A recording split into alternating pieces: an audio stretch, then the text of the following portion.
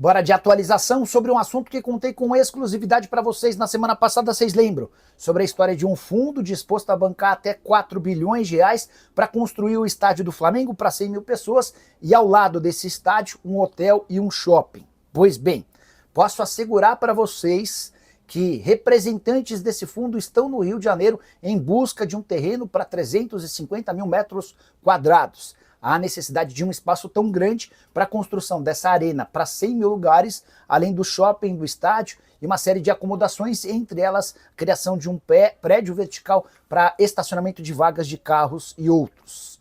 O Flamengo tem negado a existência dessa proposta e dessa negociação. Posso assegurar para vocês que o negócio existe. Foram pelo menos 4 reuniões entre representantes do Flamengo e representantes desse grupo de investidores internacional. Em uma dessas reuniões, houve a participação do presidente BAP, que ainda não está convencido de levar a história adiante, mas os investidores, os responsáveis por essa obra, seguem buscando alternativas. Como o terreno no gasômetro que o Flamengo comprou comporta só 89 mil metros quadrados, esse terreno para a construção de um estádio, de um shopping e também desse hotel está descartado. Se o BAP aprovar a ideia, a tendência é que o negócio avance e por trás desse fundo de investimentos há empresas pesadíssimas, algumas das maiores do mundo, bastante interessadas em se associar ao Flamengo e à construção desse estádio que promete ser o mais moderno da América do Sul. Uma das empresas parceiras desse grupo que está negociando com o Flamengo é uma empresa espanhola que está inclusive construindo o estádio do América de Cali. Se vocês buscarem na internet, vão se impressionar com toda a modernidade desse estádio do time colombiano. Vene Casagrande, Pois a não. pergunta que falaram agora, porque deixou no ar, Flavinho, Oi. e eu queria perguntar aí, se você me permite, Claro. pode recorrer, vão recorrer, não vão recorrer, porque o Michel Acef falou ali que respeita, mas o que é agora? Não, o Flamengo vai recorrer, o Flamengo entende que tem essa possibilidade, a justiça permite isso, o Flamengo vai recorrer, até porque a Procuradoria também vai recorrer.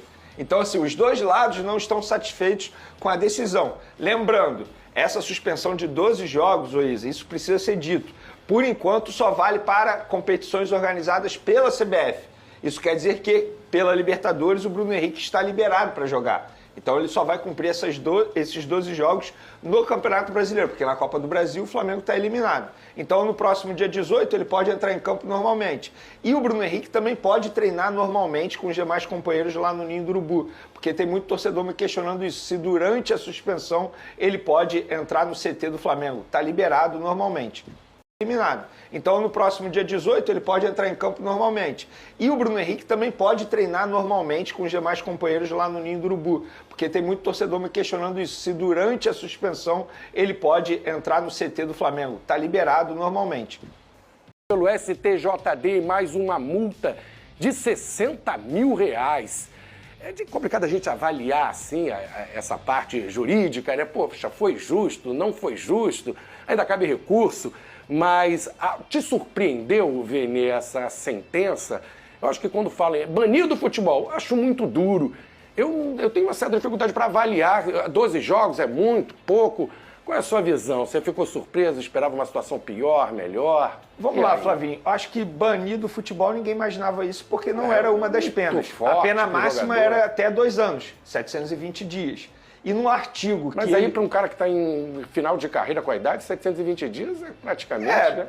Enfim, Mas não é era a a pena pena. máxima. Exatamente. Certo. Mas assim, querendo ou não, ele teria a chance de retornar à carreira dele se ele tomasse a suspensão máxima de 2 dias. Dentro do artigo que ele foi denunciado, ele acabou pegando a pena mínima, que era 12 jogos a pena mínima e 24 jogos a pena máxima. E ele acabou pegando a pena mínima. Eu vou ser bem sincero, eu como leigo, eu imaginava algo mais firme, uma pena maior. Mas depois que eu converso com as pessoas que entendem do assunto, advogados, você começa a entender que não foi nenhum absurdo. Dentro daquele artigo que ele foi denunciado, ele acabou pegando a pena mínima. E ponto. É isso. Não tem como eu chegar aqui na frente das câmeras e falar assim, foi injusto, foi justo. Quem sou eu para dizer isso? Primeiro, eu não sou advogado. Eu sou um jornalista esportivo que eu procuro informações, procuro entender o máximo possível para chegar aqui na frente das câmeras e comentar. Agora, o que eu tenho de informação é o Flamengo não gostou nem um pouco, tanto é que vai recorrer e vai tentar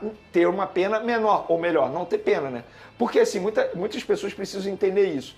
Ah, Vene, se o Flamengo recorrer a essa decisão do STJD, a pena pode aumentar? Não, se o Flamengo recorrer, não. Mas se a Procuradoria recorrer, a pena pode aumentar. E como o Flamengo sabe que a Procuradoria vai recorrer, porque eles já falaram isso lá após a audiência no STJD, o Flamengo também vai recorrer. Até para ser uma forma de se defender, sabe? Então, assim, muita coisa ainda vai acontecer, como você bem mencionou na nossa transição, ainda tem pedido de efeito suspensivo.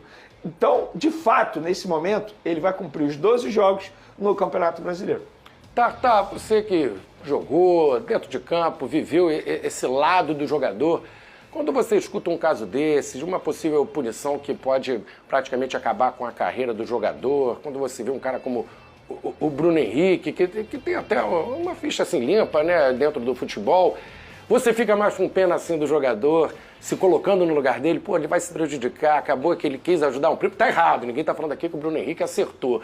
Mas às vezes você fica pensando no lado pessoal também do atleta, Flavinho, acaba antes tendo do a carreira comentar, abreviada. eu só posso trazer só mais uma informação Pode que eu acabei tudo aqui, Vene. acabei esquecendo. Fala. O que um advogado me explicou foi o seguinte, Vene, apesar dos indícios, ali no processo não tem nenhuma prova cabal que de fato o Bruno Henrique cometeu crime, sabe? Então não tem nenhuma prova contra o Bruno Henrique, tem indícios, que na parte da justiça é totalmente diferente. Ter algo cabal e ter indício. Então é só para as pessoas entenderem a diferença um pouquinho. Desculpa, E aí, Tata. Tartá, como é que você vê esse caso, assim? Você vê o lado do jogador, se coloca na posição do cara, mas tem que ter punição, tá errado o que ele fez, né? Sem sombra de Os dúvida. indícios mostram, né? Os indícios mostram, né, que ele realmente cometeu algum delito, né, dentro disso, dessa situação, dessa questão. E está aí sendo julgado, né? A justiça está tentando buscar fazer a justiça, né? A parte que lhe cabe. Agora, a minha parte como ex-jogador, a gente fica triste, né? Não somente com o Bruno Henrique, mas entre outros jogadores também. A gente vê tendo esse tipo de problema, esse tipo de questão. Muitos jogadores brasileiros, né?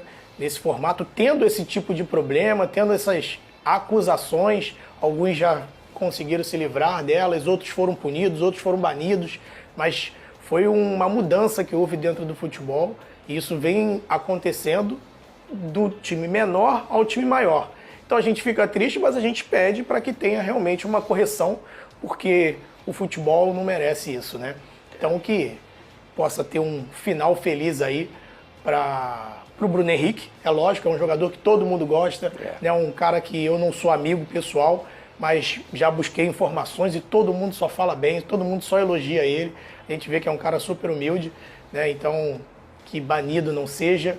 12 jogos também é bastante coisa, mas eu acho que se for uma forma de correção, que pare por aí, que não aumente ainda mais essa pena. Tá bom por aí, né? Mas tem que dar um exemplo, senão virar bagunça também.